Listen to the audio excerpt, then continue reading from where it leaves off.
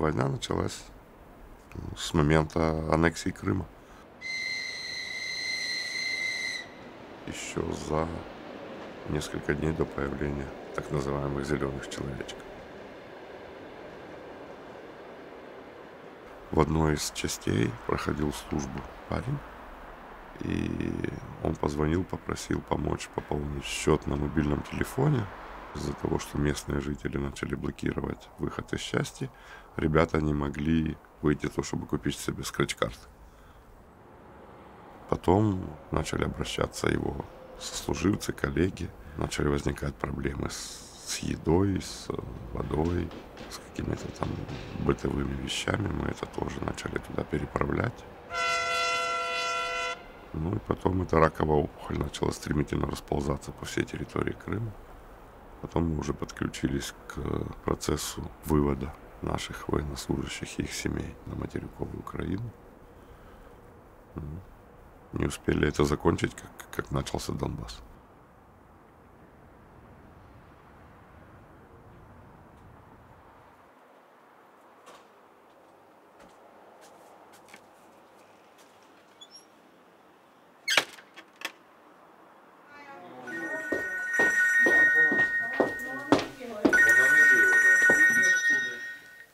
Алло?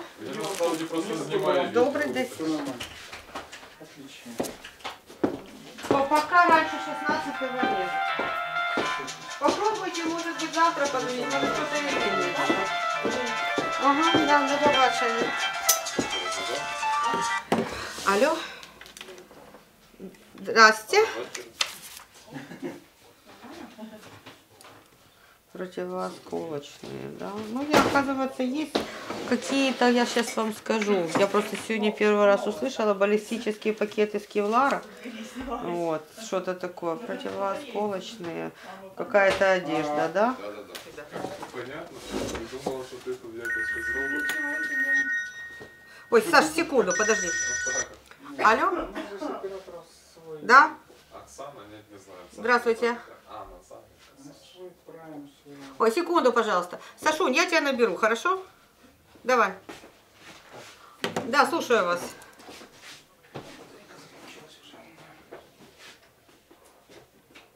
Ну, вы будете, наверное, 32-й на очереди.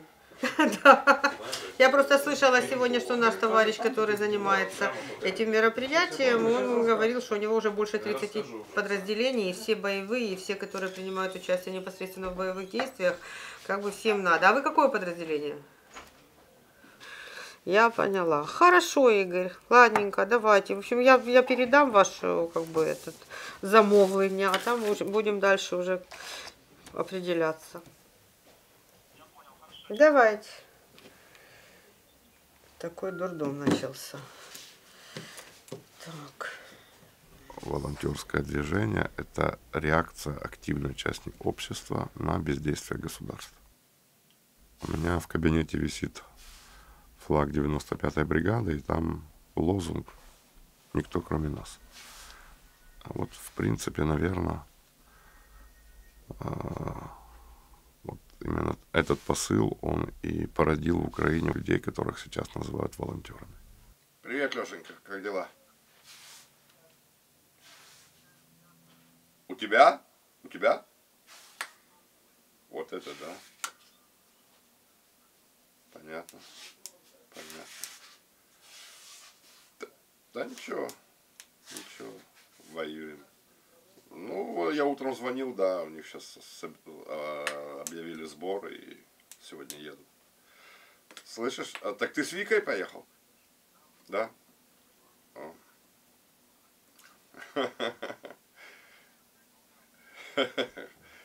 Хорошая девчонка такая. Такой боец, что. Добро, привет я, Лешка. Давай, удачи.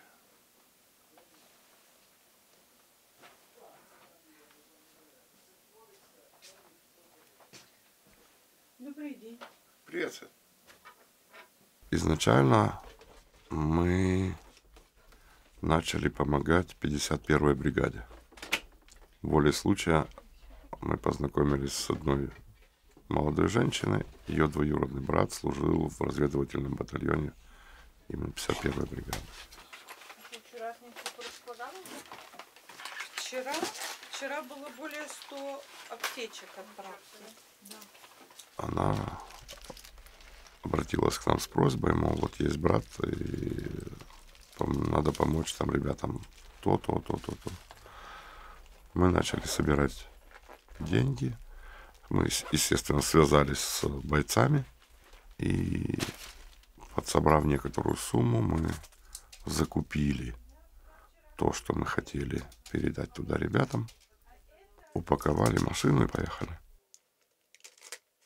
То, что мы увидели своими глазами, оно нас привело просто откровенно в уныние.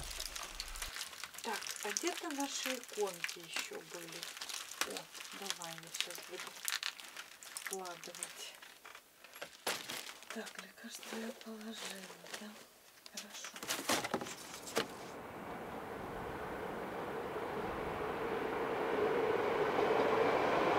Мы с начала лета возим вот такие вот машины из Европы, покупаем, привозим, адаптируем их, переделываем и передаем нашим пацанам, нашим бойцам на восток, в зону АТО.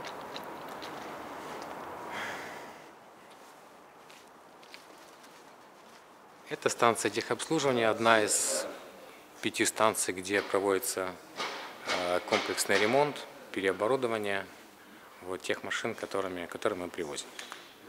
Был нормальный, полноценный джип. Но после того, как он побывал в передрягах, вот, он был очень сильно помят, но нам удалось его спасти.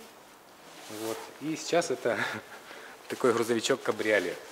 Здесь видно, что мы заварили двери, вытянули узлы, опустили крышу. Ну, сейчас доведем до ума и поедет дальше выполнять свои обязанности прямые.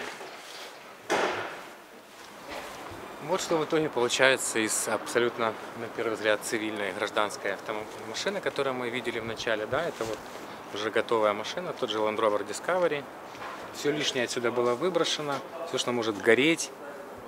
Бампера сделали силовыми для того, чтобы в случае чего можно было, не разбирая там куда-то в лесопосадку, ехать и продолжать ехать, не останавливаться. Стекло лобовое, да, я уже говорил, здесь пуленепробиваемое. Карты дверей, здесь багажное отделение. Шили по периметру бронепластинами. Ну, тем самым надеюсь, что спасая кому-то жизни из наших ребят.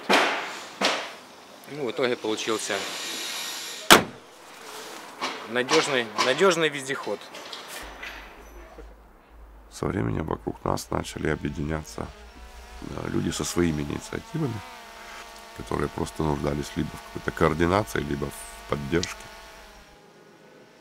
Вот именно такие люди, они и основали те проекты, которые в структуре нашего объединения зачастую уже такой самостоятельной жизнью.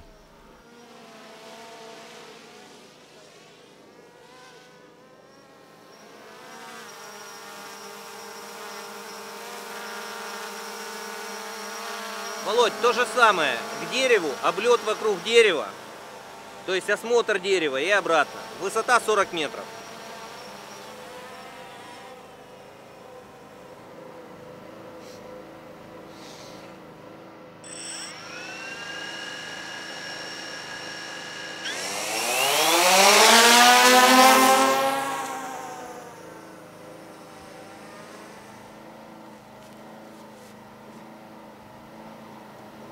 Потерялся? Ребята, вот в таких случаях как найтись? Это во-первых. А во-вторых, камеру просто поднимите и покрутитесь. Потому что если у тебя камера стоит жестко вниз, что толку, что ты крутишься? Ты видишь то, что под собой. Поднял, так, чтобы ты видел горизонт. Развернулся, и у тебя уже есть какие-то ориентиры, за которые глаз цеплялся. Но это такие... Как бы это эксплуатационные вещи из опыта. Ну да, у него серия вверху, он там и зависнет на домашней точке. Торопиться не надо, сколько раз говорить. Ты же артиллерист, тебе сначала прицелиться надо. Или мы как обычно, мы сначала стрельнули, потом... Что это было? Ствол прогревали, пацаны, все нормально. Я 17-ю долго буду помнить. Говорит, достали. Пацаны рассказывали, я плакал просто, я реально плакал. Рецепторы достали, катаются с минометом. Мы сделать нифига не можем. Командира нет, ладно, втихаря зарядили, прицелились. Бах! Бежит. Нет, что это было? Ствол прогревали. Хоть попали, конечно, попали. Полезно. По поводу эксплуатации. Еще одна вещь. Если вы работаете, взлетаете, старайтесь взлетать так, чтобы не лететь над собственными позициями. Я понимаю, что они все светятся с чужих беспилотников, и они сняты. Но не страдайте ерундой. Поэтому как бы помните и думайте над использованием. То есть задача не просто полетать. А задача полетать так, чтобы нанести максимальный урон с той стороны и минимальный со своей, если не дай бог что. Тоже не надо об этом забывать. Это жизнь. Как своя, так и подразделения. Может, это высокопарно, но, к сожалению, я иначе не могу сказать.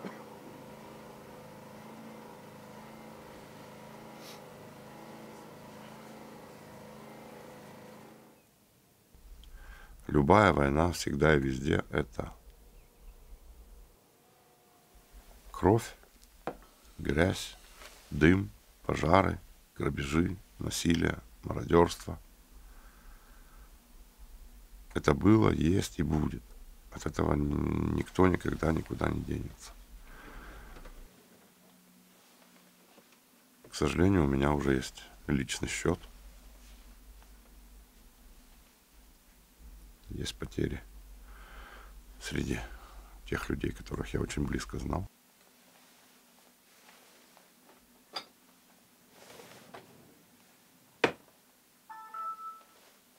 У меня сын воюет.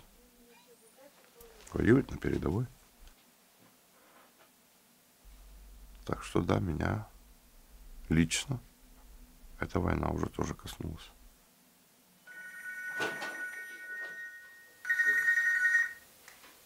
Я слушаю вас. Здравствуйте.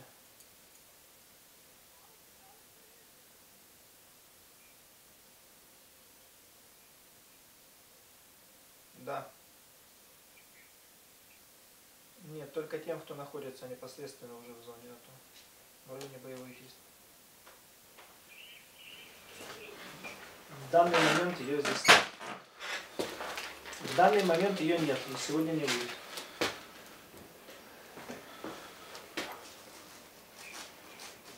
Да, пожалуйста.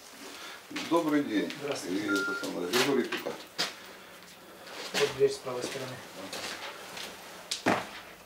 Длительный период мы не имели ни складов, ни офисов. Мы все время отказывались от контактов с прессой, хотя уже тогда поступали к нам предложения о каких-либо там программах, интервью. Мы считали, что это не наше дело. Все, что нам удавалось раздобыть, закупить, все мы держали в машинах своих личных. Потом машин стало мало. Мы начали домой затаскивать. Через какое-то время наши родственники, там, жены, родители начали бурчать. Ну, вся квартира уже забита всякими ящиками, коробками. Я хорошо помню момент, когда мы впервые заехали в наше офисное помещение на Жилянской. У нас с собой была одна коробка с фонариками. И мы ходили, ее передвигали из одного угла в угол, все никак не могли место придумать достойного. Мы в любом случае им даем только на передовую. То есть, когда мальчики будут выходить из счастья на передовую, я дам. Он, в общем, нам дал список, что ему надо. То есть, в любом случае, я сегодня должна это купить. Так. То есть надо с вас узнать, где это можно купить. Вопрос такой, потому что мне в любом случае надо сегодня это купить, чтобы завтра вечером отвезти. Кстати говоря, завтра мы будем ехать туда. Вот. В принципе, у нас микроавтобус, если что. Вы в Удивичке или куда? В Десну? В Десну, да. Ну, Можем отвезти. ну, не надо. Значит, во-первых, Целакс. Где его купить? Нигде. Вообще нигде. Ну, я не знаю, в интернете надо искать. Мы же закупаем в Америке. Централизованно, собираем деньги, ищем. Это очень сложный процесс. Я вам еще раз говорю, послушайте, я знаю, что вы мне все дальше прочитаете. Мальчикам дать мой телефон. Мальчики сейчас из учебной части поедут в свою часть, где еще месяц минимум они будут проходить учебное слаживание, так сказать. Ага. Им не нужна там эта аптечка. Потому что он сказал, что 2 раза приезжали. Понятно. Их обучили великолепно. Но не дали. Великолепно. Да. Но потому что заготавливается сейчас огромный проект, вот Крылья Феникса делает, якобы с Министерством обороны, всех новобранцев должны обеспечить. Понятно, мы очень надеемся, что так и будет. Но если так не будет, то в любом случае, у нас нет ресурса, чтобы отправлять новобранцам. Но мы по мере возможности, все, чем мы занимаемся с утра до вечера, мы отправляем на передовую. То есть у меня есть бойцы, которые сейчас воюют сегодня, вчера, завтра. А есть ребята, которые сейчас еще обучаются и будут обучаться. Поэтому вот этот список не читайте, не покупайте, дайте ему мой телефон. Когда они будут уже в части, они будут знать, в какой они бригаде, в какой они роте, кто у них командир, кто у них медик. И что они выходят через неделю туда-то. Вот тогда они нам звонят. Причем звонит желательно командир. И могут позвонить сами, дать мне контакт командира или медика. И сообщают, мы выходим через 5 дней. Там, станица Луганская. Мы такая-то бригада, такая-то рота, такой-то взвод. И вот тогда мы им отправляем аптечки. Если на тот момент еще у них эти аптечки им не поставят и не привезут. Я надеюсь, что у них уже будут к тому моменту аптечки. Не занимайтесь поисками за очень дорого, очень дорогих препаратов. Мы для этого тут сидим, покупаем их максимально дешево для того, чтобы отправлять. И отправляем их бесплатно. Понимаете, мы собираем деньги. Я поняла. Не надо вам это. Понятно. Серьезно, ну вот так и объясните. У нас сейчас, мне сейчас очень трудно. С утра до вечера у меня вот такие люди. Да. Потому что мобилизация, потому что очень много новопризванных. Те, кто воюет, они уже систему знают. Остальное просил, мы все купили, вот осталось. Аптечка, понятно. Да. Пока не занимайтесь этим. И ему, просто вот запишите мой телефон, нате, я вам запишу. Дайте его им. И пусть звонят.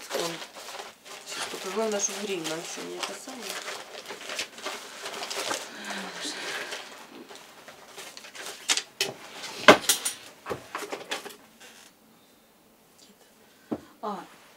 Еще такой вопрос. А в той аптечке еще дополнительно что-то понадобится, нет? Нет. Вообще мы дадим полную натовскую аптечку. Полную натовскую. Я поняла. Там жгут написал, да. иглы. Все понятно. Это вот все. 874 59. Вы не купите иглы, я их не могу купить. Я знаю всех продавцов. Вот мы выгребли, сейчас поотправляли аптечки, поскольку были тяжелые бои. Нам приходилось в одно и то же подразделение отправлять по 2-3 раза. Вот, выгребли все запасы. Вот сейчас у меня аптечки пойдут без игл, наверное. Ну, мы сейчас катетеры им положим там. Ну, то есть трубки насальные вы не найдете, где купить. Ну, то есть, понимаете... Я в этом просто не особо разбираюсь. Я понимаю, я список знаю. Я не знаю, где это искать. И вы не найдете. Ну, то есть, вы что-то, может быть, найдете в интернете, посидев, что-то у барыг купите за бешеные деньги. Не делайте этого. Просто не делайте. Хорошо. Вот спросите у Максима, как только кто-то на передовой, как только на передовой кто-то, я сделаю все возможное. Вот и все. Я поняла. Ну, мне сказали, что звонить бесполезно, а лучше лично подъехать. Нет, не бесполезно звонить. Да? Да. Почему бесполезно? Ну, история та же. Я бы сказала вам по телефону все то же самое. Все то же самое дословно. Просто, может быть, вам пришлось бы несколько раз перезвонить, потому что у меня обычно, вот видите, у нас тишина. Вообще у меня вот так 3 линии. Вот в этом смысле. И все. Хорошо, то же самое я вам сказала. И вот это вот такой вот скотч. Армированный, да. Тоже сказал Продается в купить. эпицентре. Вот это можете купить, В единственное, эпицентре. что. Потому что этим не обеспечивают волонтеры, как правило. Я даю на медика только пару рулонов. Мгм. А это нужная вещь. Я поняла. Сейчас собираем. Хорошо, спасибо. Не за что.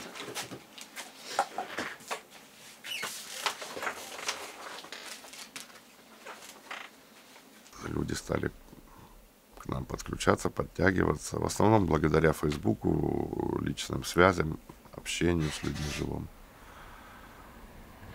Вот так примерно все и происходило.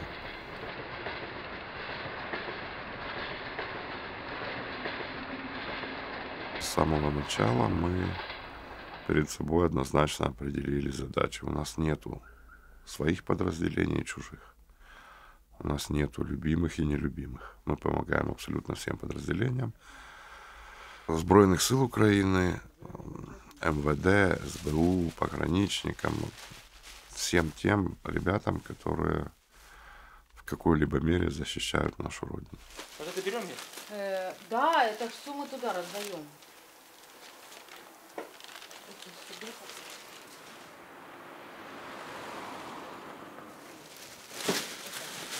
Не впади.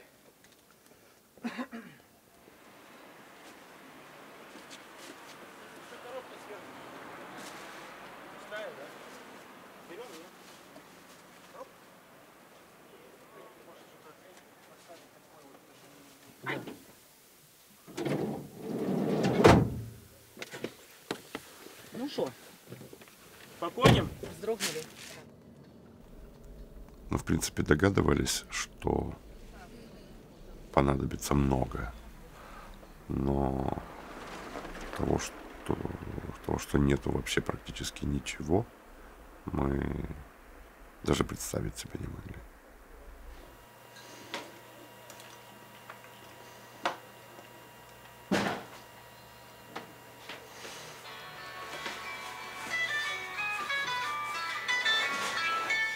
Да.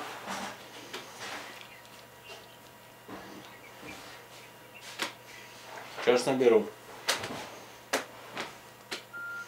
А где ты взял такой пирожок вкусный, Леша? Там больше нету. Ясно. Упал. Да, слушаю вас. Здравствуйте. Татьяна Акстроголов. Была, но не знаю, где она сейчас. Может, в склад вышла. Очень тяжело поверить в то, что самый обычный, тривиальный электронный прибор, каким является телевизор, что он в состоянии настолько изменить психологию людей, да еще и так массово, как это произошло в России. Привет. Где ты был все это время? А? Где ты был? А там Хопса одного встретил. Что ты нам мясо? привет? Хуйлобаксы. Это все? Хуйлобаксы. Что-то надо новое уже придумать. Да ну, блин, я столько нового придумал, а хуйлобаксы самые актуальные. Не-не-не, надо что-то новое, интересное. Ты думал, ему там мишень нарисовать на бублике или красную точку? Может нам, давай это самое, сделай такой, Чего? вот такой. Какой-то, знаю, вот так. Вообще хватит называть его хуйлом. Нет, нет, давайте Потому что продолжим. он не хуйло, он хуйло. Хуй. Хуйло это что-то такое большое. Бля. Можем А ну такое покажи. сделать? Мне такое надо. Что, серьезно? Ну, чё, не, ну а что, будет плохо? Ну, некоторые жалуются, не берут уже, знаешь? Чего? Навязываем, ну, они все время приходят, приносят. Да, помощь. хватит Мы нам, говорим, этих- не надо, хватит не нам нужны. этих членов совать. говорит. Да, не, ну пацанам отдать за фронт. Не, это да. Они это самое Они- оценивают. Я видел, что люди отказываются хуево брать, потому что у них там моральные, этические принципы. Но если, Не, это если не- я прихожу в садик, а мне воспитательница говорит, а вы знаете, что вас Ваня сегодня сказал, что Путин хуево? Я говорю, ну правильно сказал. Я говорю, потом она такая, я говорю, что это констатация факта, говорю, это уже даже не матюк. Ну вот ляпнул, дома он такого не говорит, потому что по губам получит. Ну, что поделаешь, в садике ляпнул.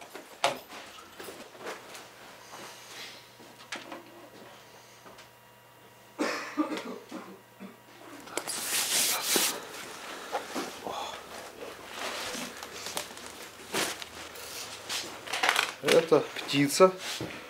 Спецбатальона Чернигов уже переделана. Учим уже людей. Все. Словно.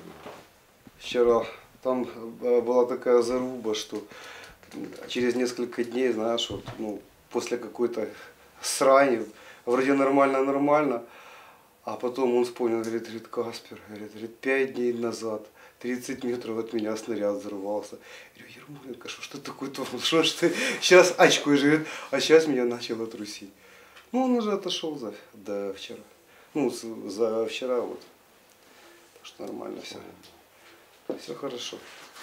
У меня малой сегодня на Водяное уходит. Мне позвонили в понедельник пацаны из 17-й танковой. Мы здесь их обучили, я сразу им купил коптер. Первый полет на высоте 220 метров сбили. А, какой коптер? Я не знаю, Генка делал. А, Мазета?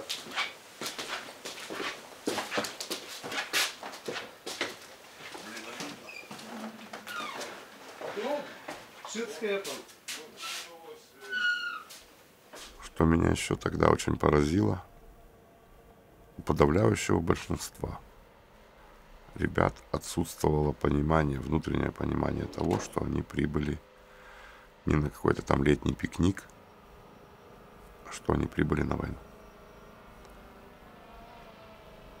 Вот внутреннего понимания этого не было.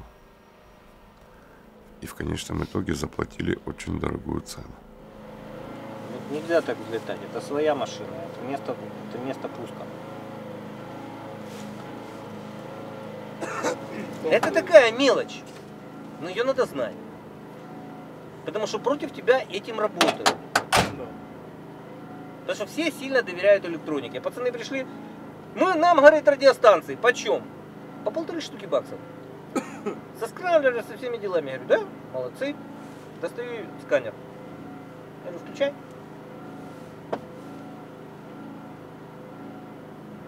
А что делать? Я говорю, ничего, берем Бауфенг за $50. И систему кодировки 25 на 44, 38 на 35. Они ее пока будут расшифровывать, они застрелятся. Кто надо, тебя понимает, а кто не надо, как бы, да, он тебя слушает. И не надо тратить 1,5 штуки. На 1,5 штуки ты как бы на всех Бауфенг не повесил. И сепарами, да. И сепары тоже там сидят. Но какая разница, оборудование-то одинаковое. На тебя идет танк, ты знаешь, он наш или не наш. Точно такой же раскраски, техника одна. То же самое и здесь. Вы против кого воюете? Мы воюем против своих друзей, с которыми раньше на соревнованиях. Я проти однокласника воюю. Понимаешь, и ничего как бы такого. То есть оборудование тоже, технологии те же, системы те же. Поэтому вопрос просто, смогу я его обмануть или не смогу. Окажусь я быстрее, потому что я просто иначе считаю. Или не окажусь. Ну да. Кто оказался быстрее и умнее, тот выиграл. У нас менталитет один. Мы же не воюем против людей с другим менталитетом и другими устоями жизни. Нас учили в одном месте. И это как бы надо понимать, это достаточно важно. Он думает точно так же, как и ты. И в твою задачу хоть его в тупую просто обмануть. Обманул — выиграл. Не обманул — прилетело. На сегодняшний день война, мы начинаем с психологии. Мотивация у нас есть, это понятно. Но у них тоже есть мотивация. Вопрос, чья мотивация сильнее. А дальше вопрос психологии.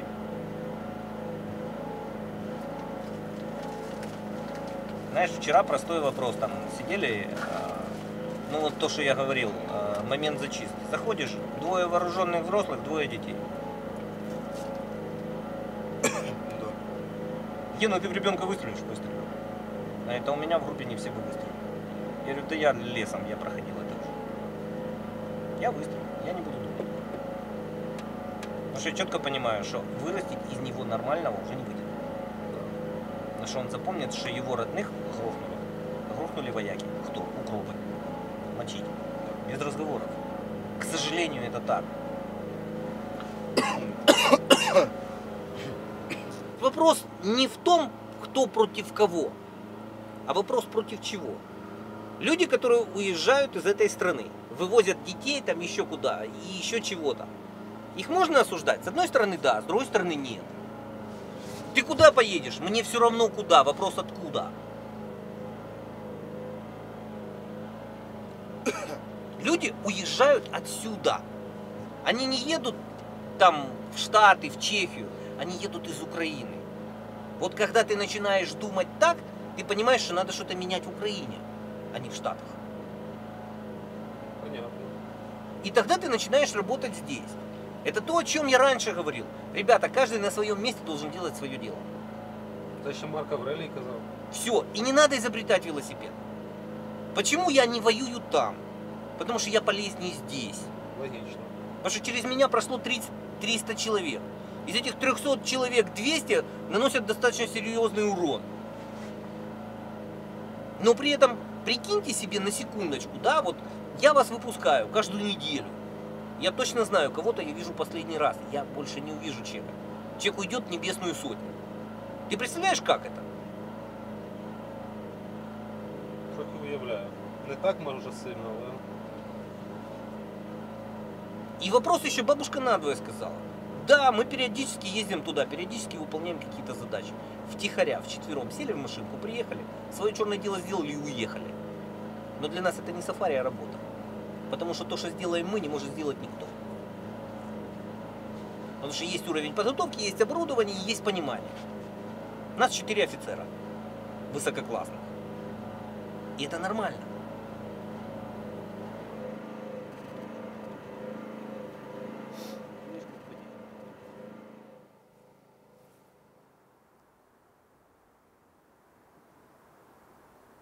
Когда у нас были первые потери, имеется в виду первые машины, которые у нас были потеряны, это Луганский аэропорт, в Луганске аэропорту, банально из-за того, что человек, у которого находились ключи на тот момент, его не было на месте. И где-то он был на другой части там, поля взлетного. В общем, там время шло на минуты, и не смогли, нечем было завести машину, и поэтому там, при обстреле ее не смогли вывести. И она поэтому там погибла. После этого мы сделали выводы и вот сделали запуск двигателя так, чтобы, в принципе, любой человек мог сесть, завести и уехать. Или убрать машину в какое-то безопасное место. Так включается зажигание.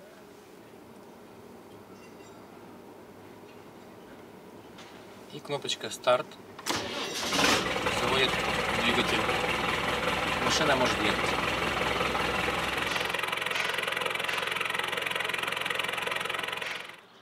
Многие ребята изначально нас воспринимали как автолавку. В советские времена была модна такая вид торговли, когда на машинку грузовую там какую-нибудь грузились всякие разные товары, начиная от зубных щеток, заканчивая, может быть, даже там женских шуб. И она ездила, это автолавка, как правило, там по сельской местности. Открывались двери и начиналась просто торговля. Вот эти вот наши хлопцы, они сначала восприняли наше появление как именно вот такую автолавку. Они не могли поверить даже себе, что кто-то может им что-то вообще бесплатно дать. А это большой на тебе? Нет, он у меня как раз. Это маленький. Нет, он нормальный. Да? Нет, вот. И далеко не все могли понять и поверить, что это за тут гражданские шатаются, им насильно в руки всучивают там ящики воды, мороженое, какие-то там тушенку.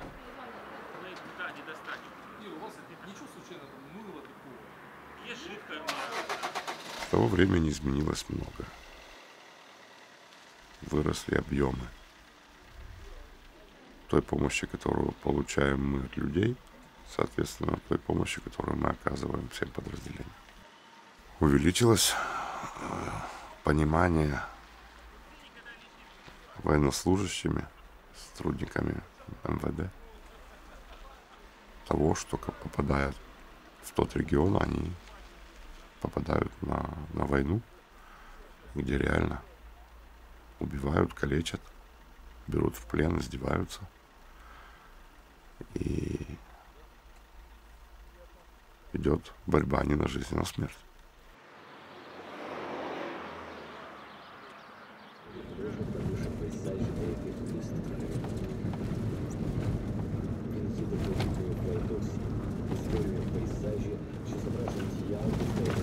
Не слышу.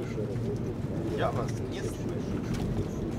Добре, бо я тут дороги, тут такі ями, що я вже нічого не чую. Ілі повтори, поки тут ямок немає. Не бачу.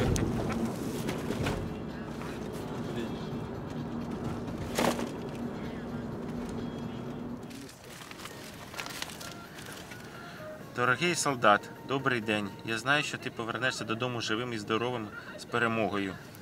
І наша країна буде цілою і нероздільною. Ми будемо жити в мирній країні. Дякую тобі, що ти нас захищаєш і борониш нашу країну від ворога. Найщирішими побажанням учениця 1 А класу Коломійської 30-ї школи Мельничук Таня. Слава Україні! Героям слава!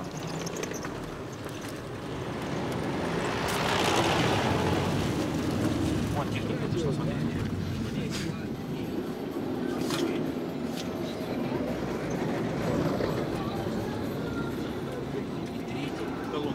Эх. Саушки. Это САУ. Это похоже на артиллерийскую остановку.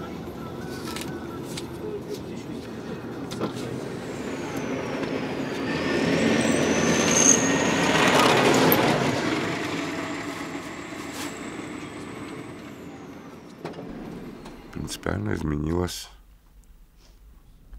скажем так, уровень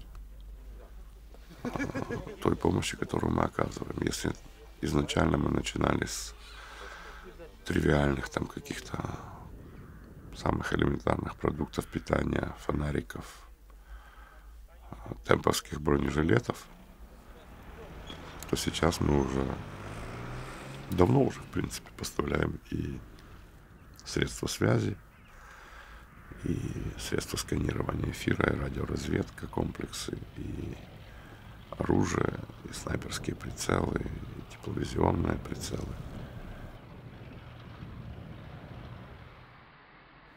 Мы за неделю 60 тысяч. На неделю. Раньше за день сотню набирал. Даже больше набирали. У Юльки медицина Гончарова. Не, ну так а чё? 190 ножниц она может купить, на то, что ей скинули за неделю. Дениса Богданенко вообще не 16 понял, тысяч. Это колесо купить можно. Ну, Денис Богданенко никогда денег не собирал, я тебе так Ну, в скажу. 4 раза меньше это, чем обычно. Понимаешь? То есть 16 тысяч гривен это что это? Это 700 Ну, долларов? открой, посмотри на его страницу. У него в основном Я вливания знаю, ну идут я же Лёшкины, его спрашиваю, да, я знаю, я же ему тоже деньги постоянно. Ну, Я же да, все свои да. контакты я перевожу, выбираю Ну, куда. да, да, То да. на медицину, то на колеса. Не, ну, По 50 конечно, копеек. однозначно, что оно Я же меньше. спрашивал, интересовался, Мало того, сколько ты как. Он говорит, понимаешь, 4 раза это меньше. Тут еще какой момент, что сейчас полностью меняется ассортимент у нас, с зимнего на летний. Да. И все это надо покупать. Да. Ну, посмотри, они там достали, вот вояки, я помню, тоже стоят, мы едем, холодина, жуйка, а они чуть ли не скотчем обмотанные стоят. А вот это волонтеры приехали, только разгрузились, приехал комбат с ротным, погрузили все в себя в джип и увезли. А что ж ты отдаешь? Я говорю, а що ти віддаєш? Я говорю, а що я можу зробити? Що ти можеш Глаз зробити? ти йому Ти можеш, під песками стоїш, що ти можеш зробити? Да. Застрелити його можеш, просто взяти і сказати, що ти Да, сектор да, случайно, рикошетом каким-то макаром, ты да. так маленький. И вот ты стоишь, ноешь, блядь, мужик взрослее меня стоит, ноет меня.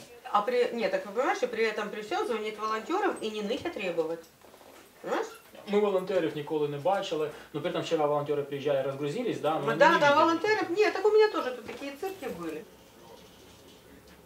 На сегодняшний день еще никто не может оценить масштаб тех проблем, с которыми мы уже столкнулись и которые предстоит решать в будущем.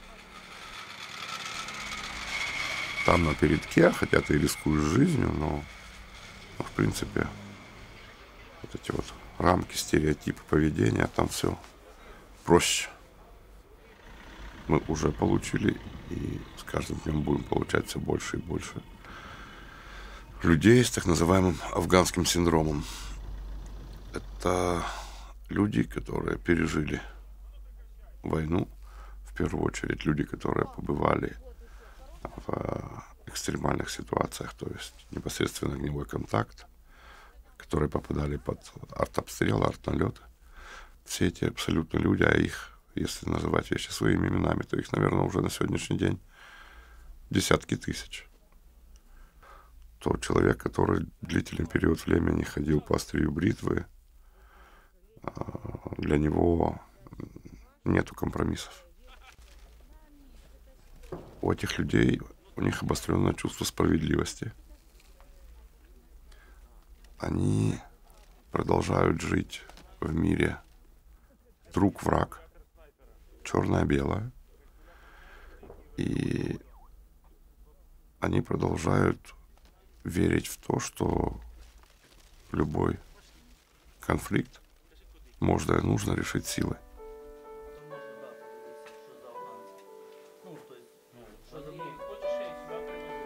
Я глубоко убежден, что любая война, она заканчивается в двух случаях.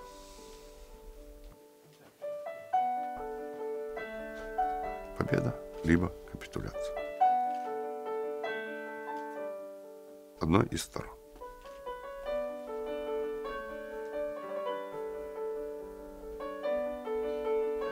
Я сторонник победы.